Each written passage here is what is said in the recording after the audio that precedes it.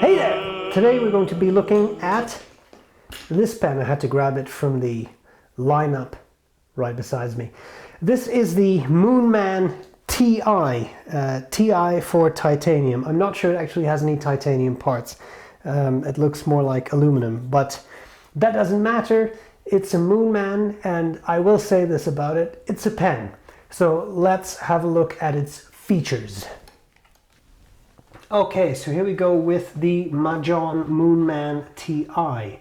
I've just put it right next to a Pilot Metropolitan. As you can see, it's about the same length, but a little bit girthier.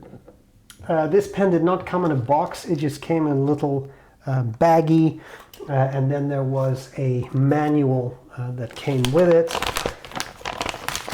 with filling instructions for different writing modes. This pen is a piston filler, which I'm sorry, I was just a little confused. They might call, is that a vacuum converter, or would this be an actual vacuum? No, that looks like a vacuum filler. Must be this, a plunger converter. I think that's what they call it. I'm not making fun of it. I'm just trying to figure out. They have a lot of different writing options or filling options, as you can see. Push button is kind of a neat system too. Idle fountain pen cleaning. Nice. Precautions for use, everything's there. English and Chinese. Little manual, that's it. So no box, and to be honest, I kind of like that because, let's be frank, this pen is not going to appreciate in value. So you're not going to resell this and all of a sudden it's worth 10 times what you paid for it. Let's try to cover the parts of the pen, but before we do that, let's talk a bit about it. So it has a piston filler, piston turning knob right there. You can see the piston seal in it. It's not vacuum fill. Well, I mean, I guess strictly speaking that is vacuum, but you know what I mean. It's not a vacuum filler.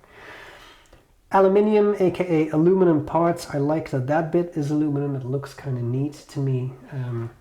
It said on AliExpress where I got this, Majohn Moonman T1 fountain pen, advanced handmade resin, piston ink section, large capacity ink pen, aluminum student office gift. So that's what it is. Good to know. It sold to me for $27.99 Canadian, and that included shipping. So I think that's a pretty fair price. This has the F, the fine nib, which is 0.5 millimeter. You can get this in different finishes. If this sort of teal, mint green is not really your thing, and that's kind of it. Parts. So am I the only one who looks at this cap and thinks Kaweco straight away? Because I certainly did. Please let me know in the comments if that's you as well. We have this on the finial, and I actually am not sure what that means, but maybe someone online does. Sorry, I didn't have that aligned properly. We have the cap with all the facets. We have Majohn there, so we have that going on. I do like how it catches the light. That's quite nice. We have a large ink reservoir. We have the piston seal and the piston turning knob, which I will not engage because all the ink will come out. The cap unscrews. A little dangerous to do that on this end, but you know, I live on the edge. We can make this post. It's quite large. Zoom out a tiny bit, don't mean to make you nauseous, but big and little top heavy when posted like that. Just taking that cap off. We have an aluminum section which tapers down and flares out, and some really nice threads. These are not at all sharp, very pleasant to hold, and there is a little bit of a step down from that barrel, which you might be able to see. I don't know how well the camera picks that up. Now we have what looks to be a number 6 nib. It says Moonman, it says F, it says China, it has I'm assuming the Moonman logo engraved on it, and these are all actual engravings, not laser engravings. That's kind of neat. And then we have a plastic feed. Pretty neat, good size, and for the record, no clip or anything. The issue I had with this is the nib is really misaligned, and I don't know how well I'll be able to show you this even when I zoom in, but Oh yeah, you should be able to see that. See that? Like you can see the farther tine, it just is farther down than the tine closest to you. And that makes for a really unpleasant writing experience. So can you fix that? Yes. It's also less than 30 Canadian, right? But I mean, he can see it too. You can see that misalignment. It's very scratchy, very unpleasant. You can fix that. Whether you want to fix that's up to you.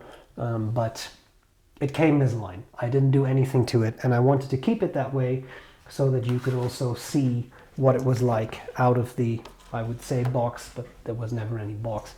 Out of the package. So that's something that we'll have to come back to. Okay, let's see what we can do. Writing with this pen. Sorry, Majohn, it's the other way around.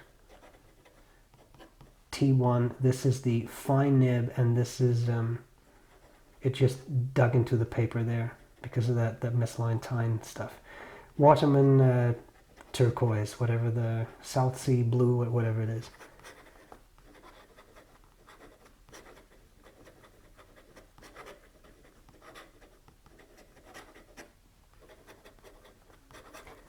This is very smooth paper from the Pelican hubs.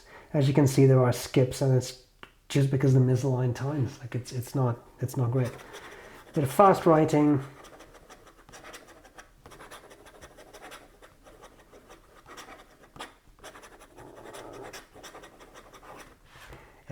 It's not pleasant. It's just not. It's really digging into the paper too. Like I can feel paper fibers there just because of that issue. You can sort of hear that click. Well, that's the tines kind of aligning and misaligning again. I thought Richard Binder called that clicking or something. Anyway, so yeah, I mean, not great. Line variation. This nib is already fairly screwed up, so I have no issue putting quite some pressure on it. You can squeeze some out, but I mean, at your own risk, right? That's not described as a flex nib. Reverse writing. Reverse. Oh, that's weird. Sorry. It might actually be smoother than the other way around, which is fascinating. I did get the feeling, but I don't know if it's the misalignment, I did get the feeling it's almost a bit of a architect-y grind to it. So again, I think I said that, and I will say that in the next part of the video, but I got this particular pen because I found a Naginata nib on AliExpress. I was just curious to try it out, and it fits this particular pen, so I got this pen kind of to take this nib out and put that Naginata nib on it. Now I wonder if it already has a nib like that on it, because it does look a bit Naginata-esque, that grind. Anyway, I think the time has come to talk about some likes and dislikes. Let's do that now. What do I like, what do I not like about the Moonman TI? Well, I mean, I do think it has some cool features. The piston filler is nice. It does have a large ink capacity, and it fills up really well. It really fills almost its entire reservoir on a single fill, so I think that's really nice. I think it's a fairly comfortable pen to hold. This one, with its nib with misaligned tines, obviously is not a pleasant writer, but I'll work on the premise and say that that's probably just a coincidence. I'm assuming the other ones that leave the factory are absolutely fine. So I like that. I do like that you can see how much ink you have left. I know that clear pens are not for everyone, but I like that you get the mix of metal and then clear plastic here. So I think it looks good. And it is a little different from clear cap, clear body, clear section.